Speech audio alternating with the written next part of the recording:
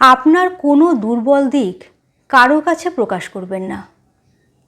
আজ যাকে আপন ভেবে নিজের দুর্বল দিক জানাচ্ছেন, সম্পর্ক নষ্ট হলে সেই মানুষটি আপনার দুর্বলতাকে আপনার বিরুদ্ধে অস্ত্র হিসেবে ব্যবহার করতে পারে।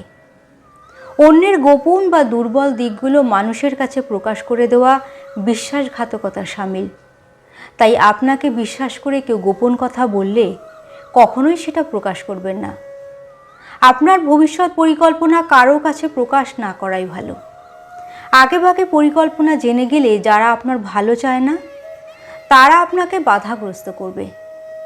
একান্ত ব্যক্তিগত সমস্যা বা পারিবারিক বিভিন্ন বিষয় বাইরে আলোচনা করা অপ্রয়োজনীয়তা এবং ক্ষতিকর হতে পারে। তাই ব্যক্তিগত এবং পারিবারিক দিকগুলো গোপন রাখাই ভালো। আপনার আয়ের একাধিক উৎস থাকতে পারে। আপনি কেমন আয় করেন বা ব্যয় করেন এসব নিয়ে মানুষের সাথে আলোচনা করলে কেউ কেউ ঈর্ষান্বিত হয়ে আপনার ক্ষতি করার চেষ্টা করতে পারে। এমনকি আপনার নিরাপত্তার ঝুঁকি তৈরি হতে পারে। তাই আর্থিক অবস্থা গোপন রাখাই ভালো। গোপনে দান করা উত্তম। এর ফলে আপনি অহংকারী না সেটা প্রমাণিত হয় এবং সৃষ্টিকর্তা আপনাকে আপনার দান বা সৎ কাজের উত্তম প্রতিদান দেবেন।